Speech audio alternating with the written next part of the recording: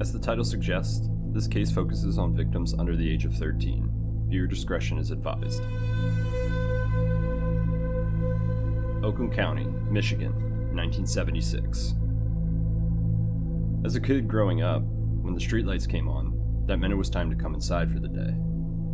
Most kids don't think much of their surroundings, especially when there's fun to be had and your imagination fuels the excitement of a day spent with friends playing in the neighborhood or in the woods. We would often find ourselves deep in the forest, building forts or playing some made-up game, getting into character and creating a story. Not once did we ever think of the evils in the world that could be lurking behind a thicket of laurels or amongst the pines. As you get older, you find yourself reading and hearing things that seem so disturbing or twisted that you can't believe you were ever left outside alone at all. If we go back even further, in a time before cell phones or GPS, the horrors of the world had yet to be realized by kids and parents alike, feeling safe enough to let their children wander or come and go as they please, as long as they were home for dinner. That all changed for the residents of Oakland County on a cold February night. The innocence of not only the region, but of children was stolen, and gripped with fear, the community waited for answers to who could do such cold, calculated, and monstrous things. But the answers would never come. Often referred to as the babysitter killer or the snow killings, this is the case of the Oakland County child killer. Oakland County encompasses a wide area, mainly comprising of Detroit's northern suburbs in the state of Michigan. It's the second largest county in the state and is home to roughly 1.2 million people, as well as the only county of that size without a major city of over 100,000 people in the United States. In 1976, the Stebbins family resided in Ferndale, a small town roughly 10 miles northwest of Metro Detroit with a population of around 30,000 in the 70s. At the time, Mark Stebbins was just 12 years old. He was enrolled in the 7th grade at Lincoln Memorial Junior High. Mark had big ambitions and wanted to enlist in the Marines when he was old enough to do so, but Mark would never be able to fulfill his dreams. On the afternoon of February 15th, 1976, Mark attended a pool tournament at the local American Legion Hall in Ferndale with his mother.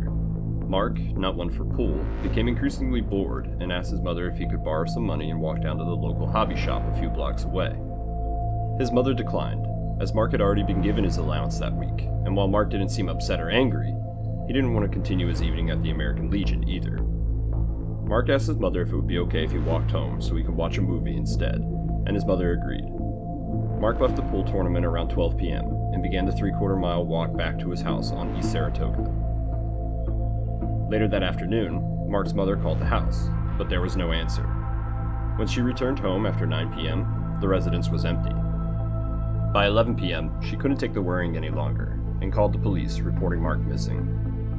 As is often the case with missing children at this time period, the police initially refused to believe that Mark had been kidnapped. Why would they? There hadn't been a kidnapping in Ferndale for over 10 years. In their opinion, Mark was out with friends, or maybe he wanted to run away.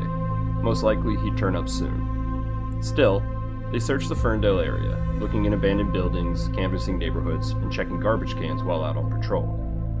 Mark's mother didn't sleep at all that night, each time she heard a noise hoping it was Mark returning home. For the next 3 days, she continued to set the dinner table with a spot for Mark, waiting for his return. On the 4th day, though, she received the news any parent would dread. On February 9th, a businessman noticed something odd in a snowbank. Thinking it might be a mannequin, he inspected closer, only then realizing it was the body of a young boy. The location and position of the body was odd. Not only did it appear to be purposely placed on top of the snowbank in a curled-up sleeping position, it was found in the town of Oakdale, over 2 hours northeast of Ferndale.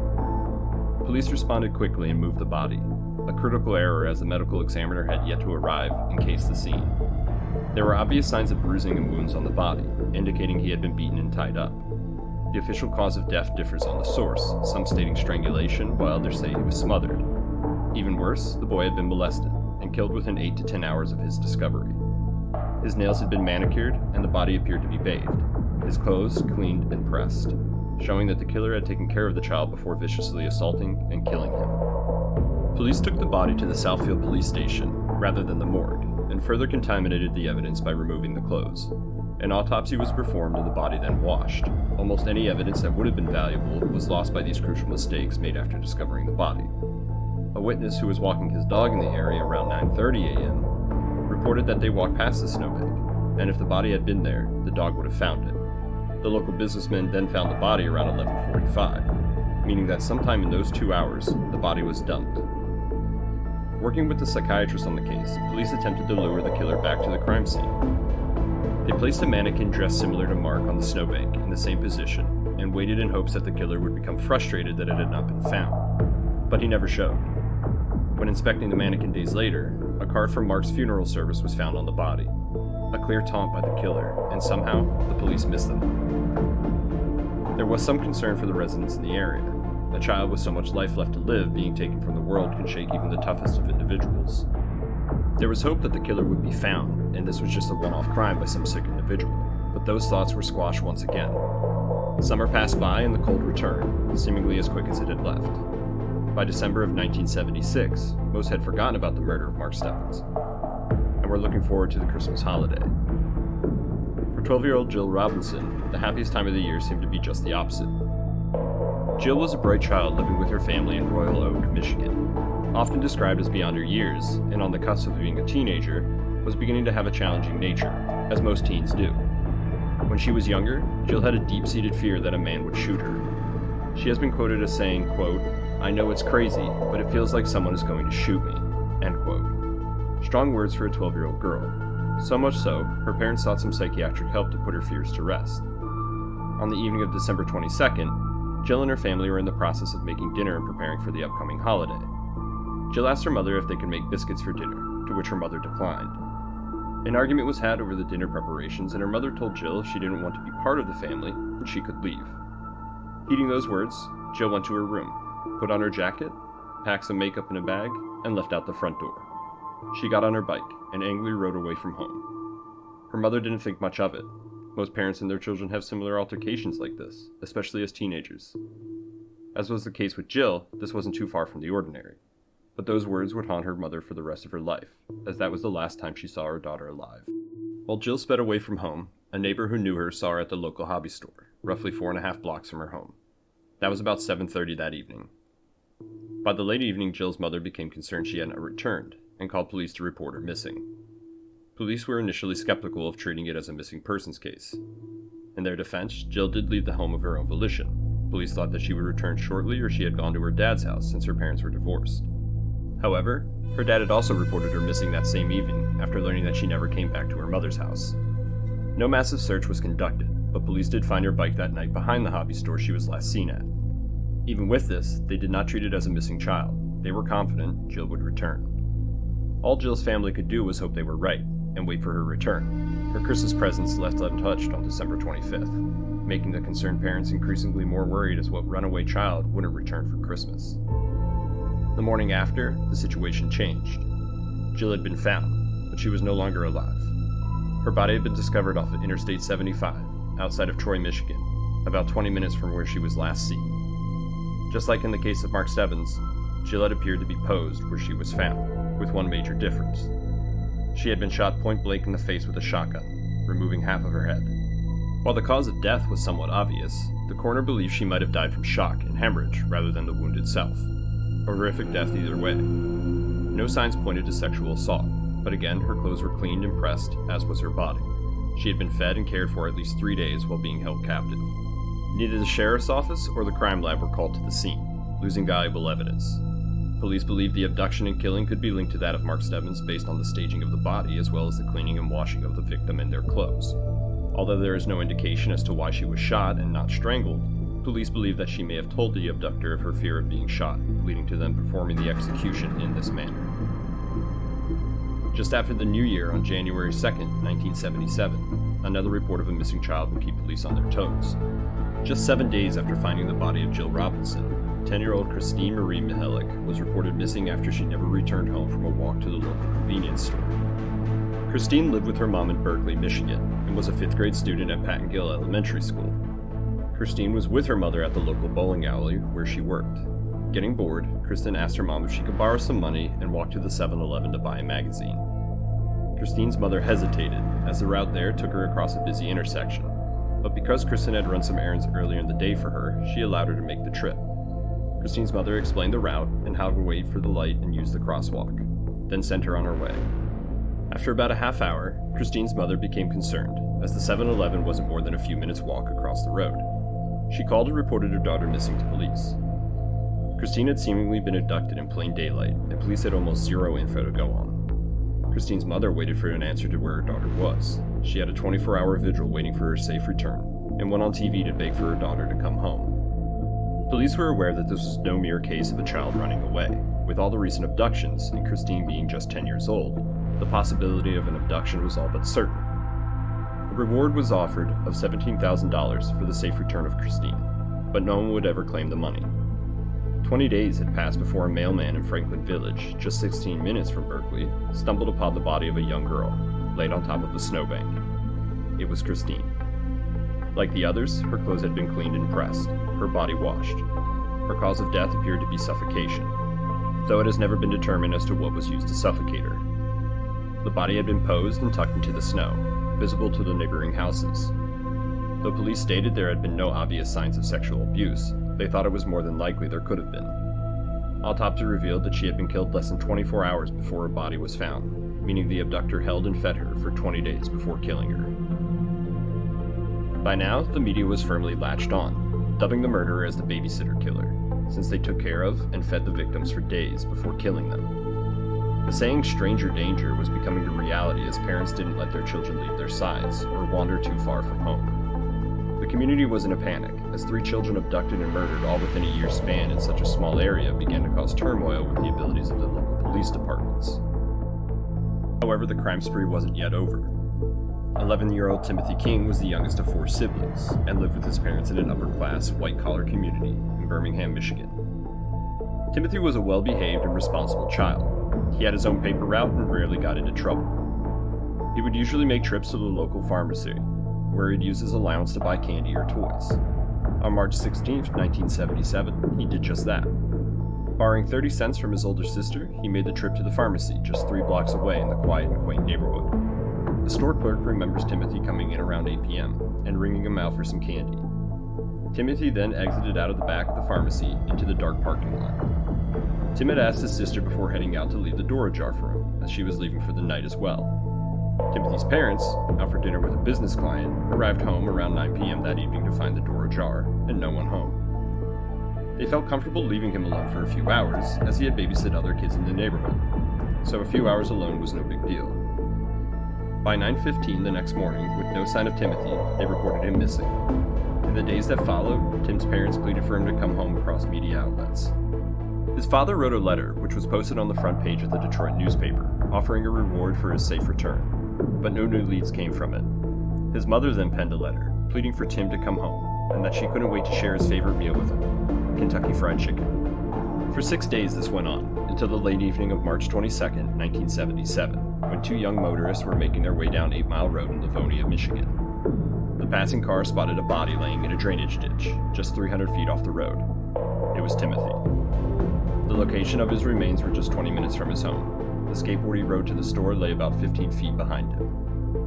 Tim was dressed in the same clothes he was wearing when he went missing. The articles cleaned and pressed, just like the others. There were visible signs of rope burns around his wrists and ankles, his cause of death being strangulation. Autopsy reports show that he was sexually assaulted, most likely with a foreign object, and his cause of death was determined to be suffocation. For 6 days, the killer kept Timothy clean and fed, his last meal being Kentucky Fried Chicken, pointing to the killer reading the letter from his mother. There was too much evidence to ignore that police were working with a serial child killer, the manner of death and the treatment of the victims matching in all 4 cases, with the boys being victims of sexual abuse. A task force was created to investigate the crime shortly after, and at the time it was the largest manhunt in U.S. history. The task force generated over 11,000 tips, including one from a woman who said she had seen Tim in the parking lot on the night he was abducted. She claimed she saw a shaggy-haired man with sideburns chatting with Tim next to a blue gremlin with a white racing stripe in the parking lot around 8:30. This pushed police even harder, and they developed a composite sketch of the unknown male and his vehicle. Every gremlin and their owner in the county were tracked down and investigated. The subsequent investigation led to several other unrelated arrests, but also the uncovering of a child pornography ring operating on North Fox Island in Michigan. Police initially believed that the abductions and killings could be related to the pornography ring operating on the island. It would make sense, in theory, that the children were all in that age range and had been held for several days before being found again days after they went missing, perhaps killed to keep them from talking. Maybe they had been used to make illicit films or photos and then gotten rid of. Therefore, North Fox Island was investigated heavily, as it was the best lead detectives had to go off of. The ringleaders of the operation were Frank Sheldon and Jerry Richards. Sheldon owned much of the island and built a runway where Rogers would hire young men to fly to the island where they would be filmed and assaulted. Sheldon fled the area in 1976 and was never caught or punished for his crimes. He died in 1996. Rogers was tried and convicted of the crimes and died years later. Police do not believe that either of the two men are the Oakland County child killer, but they do have a theory that the actual killer could have been a victim of the ring while it was in operation. Police went as far to interview a known child pornographer serving a prison sentence in Joliet, Illinois. The unnamed man was asked several different questions about the intent of the killer and if the children could have possibly been used in creating child porn. The inmate scoffed at the idea that this man, who he called psychotic, even cared about making porno. The meeting ultimately provided little information. Near the end of 1977, a psychiatrist by the name of Bruce Danto received a letter from an anonymous person. The letter, rife with spelling and grammar errors, was authored by someone who called themselves Alan, and they claimed to be the roommate of the killer, who he referred to as Frank. Dr. Danto shared the letter with the task force to see if it could provide any usable information. Alan claimed he was present with Frank when looking for potential victims, but not when Frank killed them. In the letter, Alan described himself as the sadomasochist slave of Frank, and that they had both served in Vietnam together. Frank, angry at the world for being deployed and traumatized by the killing of children in Vietnam, sought revenge on the more affluent population of Birmingham, Michigan, by killing their children. Alan stated that Frank didn't hate children, which is why they were held for so long, mentioning the 20-day captivity of Christine being in part because Frank couldn't bring himself to do it. But he had to for getting nothing back from serving his country in Vietnam. Alan expressed fear and remorse in his letter, stating that he was losing his mind over the guilt and nearing the point of being suicidal. Alan asked the psychiatrist to post a coded note in the Sunday edition of that week's paper, with the key phrase being, quote, "Weather Bureau says trees to bloom in 3 weeks," end quote, and that he would offer photographic evidence in exchange for immunity from prosecution. Dr. Danto agreed to meet with Alan at a local bar, but he never arrived, and there was no further communication from Alan after. There are several other probable cases that could be linked to the Oakland County child killer, but the MO and information isn't enough to tie them definitively. For this reason, we've omitted these cases. As far as suspects, there have been several named, but none conclusively proved to be involved, though there is possible substantial evidence implicating them in the crimes.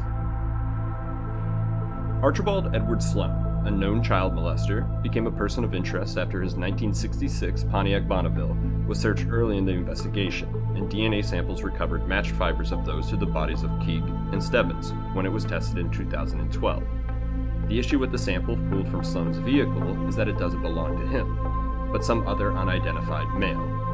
This could perhaps explain a witness statement saying that they had seen 2 men abducting King the night he went missing, with one bearing a resemblance to notable serial killer John Wayne Gacy, who was reportedly in Michigan at the time. The DNA was tested against Gacy, but it was not a match either. Sloan was convicted and sentenced to life in prison for rape in 1983 and is currently housed at the Gus Harrison Correctional Facility in Adrian, Michigan. In 2005, Ted Lambergine was brought in by Ohio police where he was currently living. Ted had moved all around the country, and in the 70s, he lived just outside of Detroit. Police had gotten evidence of a child sex ring operating in the area at the time and had sufficient evidence to bring Ted in for questioning. When the police pulled Ted over, they said that there were some detectives in Michigan who would like to talk to him. Ted responded by saying, quote, "I knew my past would catch up with me," end quote. Through several hours of interrogation, Ted started to explain his activities in and around the Detroit area throughout the 1970s. Ted and a group of his friends would find lower-class families and do them favors, usually single mothers who needed some extra money for the gas bill, or a kid looking to make a quick $10. But the group would also seek something in return. They took the children to abandoned properties or basements of local businesses, and assaulted the children, each member of the group making sure the secret was safe among them, and sharing their stories and even victims. In 1989, Ted had been picked up on a burglary charge, and during the questioning stated he knew who did the, quote, "snow killings," referring to the children in Oakland County. Ted had divulged that yes, he was a pedophile, but he was no killer. He was given a polygraph about the cases and failed miserably, but it wasn't enough to convict him, as polygraphs often aren't admissible evidence. Ted was given a choice. He could take a plea bargain for each of the rapes he was going to be charged with in regard to the pedophile ring and take another polygraph, or face the court and receive possible life sentences. Ted chose the latter, not necessarily the actions of an innocent man. He denies all involvement in the crimes involving the Oakland County child killings, but his previous cohort, Bob Orr, remembers the book of photos Ted used to bring with him when the group of pedophiles would gather. One night, he showed a picture of a young boy with brown hair, not the usual lower-class kids they'd find in the city, and with a wink said, quote, "Looks like the king boy," end quote. One of Ted's surviving victims recalls being held captive for 4 days while he was pampered, fed, groomed, and then released, strikingly similar to the canonical Oakland killings. Though Ted never admitted any guilt related to those killings, he was found guilty of several rape and sexual offenses and was charged in 2007. He is currently serving a life sentence at the Oaks Correctional Facility in Manistee, Michigan. There has been heavy scrutiny on Christopher Bush, dating back to 1977 while the killing spree was at its peak, primarily from the father of Timothy King, Barry. Bush was the son of a prominent executive who worked for the General Motors car company in Detroit. At the time, Chris was 27 and lived in Alma. Bush came to the forefront of the investigation with several victims named him as the person who had sexually assaulted him. Each time Bush was brought in on these charges, his father posted hefty cash bills to have him released. One victim even reported that Bush's mother came to his Flint, Michigan residence in a limo, offering cash to his family if they did not say anything further about the crimes. The only named victim of Bush was James Vincent Gunnels, just 16 at the time. In each of the 4 charges against Bush, he pleaded down to a probation charge and was released, most likely due to his family's affluence. In 1978, 7 months after being put on probation for the assault on Gunnels, Christopher Bush was found dead in what was deemed to be a suicide. However, the crime scene painted a very different picture, and police have gone on to say it was suspicious enough to possibly be a homicide. Police found Bush's deceased body in his home with a single gunshot wound between his eyes. However, there was no gunpowder residue found on his body. To make it even more strange, a total of 4 shell casings were found in the residence. Further investigation led to several pieces of bloody ropes, which could have possibly been used to bind someone, and a macabre sketch of a child apparently being tortured. The sketch of the child resembled that of Mark Stebbins. The strands of rope were put in an evidence locker, but have since disappeared, leading many to believe that there was a cover-up. The sketch of the tortured child was not released to the families of the victims as police thought it was too circumstantial and hard to look at. It only came to light in 2010 when further DNA testing was done for the investigation. This subsequent DNA testing led to a very interesting detail in the case. Fibers located on the body of Christine Mihelich matched that of Bush's 16-year-old victim, James Vincent Gunnell.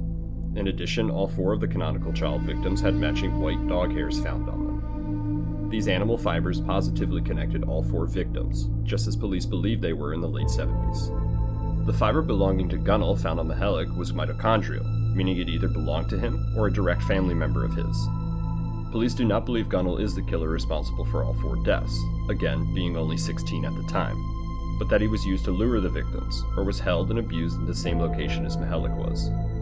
Barry King, father of Timothy King, believes the evidence against Bush is too hard to ignore, and while we want to agree with him, there is zero evidence definitively linking Christopher Bush to the child killings. His DNA was not a match to any evidence. It is hard to ignore one of his victims' fibers being linked to one of the child victims, as well as his unusual suicide, but at best this evidence is very circumstantial. In 2005, an unknown man going by the alias Jeff Gannon says he was reminded of an acquaintance he had in 1977. This acquaintance would often show Jeff different abandoned buildings and locations he said were used in pagan worship and satanic cults. In 2010, this Jeff Gannon character gave a recorded interview to the Oakland County Police where he shared his informations and suspicions of his acquaintance he had in the late 70s. However, Jeff was reluctant to share a name until he was able to review the evidence from the police, primarily the anonymous letter written by Allen to the psychiatrist in 1977. Jeff believed that his acquaintance was either the anonymous Allen or Frank mentioned in the correspondence. Jeff was denied access to any evidence in the case.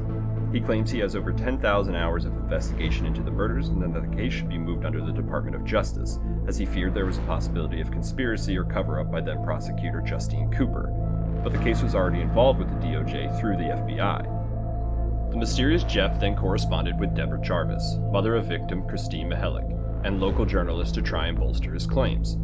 Jeff claimed through his research there were between 11 and 16 victims, not just the 4 named, and that they were all used in Wiccan or satanic practices in the area. Deborah Jarvis's lawyer, Paul Hughes, believed Jeff, and worked with him to file a lawsuit against the investigators as well as Cooper. He solicited donations on his website and offered a copy of Jeff's report for $1,500. This lawsuit, however, was dismissed and seen as nothing more than an attempt to financially gain off the distress of the victims and their families. There is no substantial evidence from Jeff that was able to be corroborated, and it is believed to all be speculation. So where do we go from here? There seems to be ties between several of the victims, as well as several of the mentioned suspects in this case, but not one that points to a specific individual. Throughout the research, each new suspect pulled us in a direction, while the next pulled us in another. It's best to start with what we do know, and build a profile from there. As stated in previous investigations, we are not experts or profilers. The information and hypothesis presented here is based strictly on crime scene evidence and analysis. We know without a doubt that all 4 of the canonical murders presented here are linked, the matching white animal fibers tying them all together, pointing us to the same individual or individuals being responsible for each case. Not to mention the geographic area, the posing of the bodies, as well as the manner of death in 3 of the 4 cases. We know that each of the boys were sexually assaulted, while it is not believed that the female victims were. All the victims were young children from the outskirts of the Detroit metro area, all from different walks of life, but not from bad or low-class neighborhoods. It seems that Archibald Sloan knows who at least one of the killers is, the unidentified male hair found in his car matching a hair found on both the bodies of King and Stebbins. Sloan is also a convicted child predator. Ted Lamborghini seems to be withholding information in the case and either does not want to admit himself or someone he knows as being responsible. The fiber of James Gunnell matching a fiber on Krista Mihelich points us to Christopher Bush, but perhaps there is more to that story that can't be answered due to Bush's suspicious suicide. Then there is the Allen letter, where the mysterious Frank is implied as being the savage killer reaping revenge for his unwanted deployment and service in Vietnam. One could speculate that perhaps instead of looking for just a single suspect, perhaps we're looking for multiple, even more than 2, possibly a group of individuals. We know for a fact that Ted Lamborghini was part of one of these groups. His, which is stated as having 6 known members, with only 2 being alive at the time of his arrest, preyed primarily on lower-class kids living in rough neighborhoods. Not to mention that one of Ted's victims was held for 4 days, bathed, fed, and groomed, like all the canonical victims of the child killings. Is it possible that Ted's group, or a similar group, could be responsible for the murders? One could speculate that the group worked together, identifying victims and then holding them for days while they were abused by various members, until they were killed to silence them. When looking at the DNA evidence, could it be possible Sloan and his friends held King and Stebbins for days while they all abused them before one of the group killed them off? Could it be possible that this is the same reason Gunnell's hair was found on Christine's body, the difference being that Gunnell was able to escape and name his abuser? And was his abuser, Chris Bush, killed in retaliation for getting caught and almost blowing the top off the organized child abuse ring that they were all a part of? To us, it makes sense that if there is sufficient evidence and convictions of the child abuse ring in Detroit, that there could have been many more.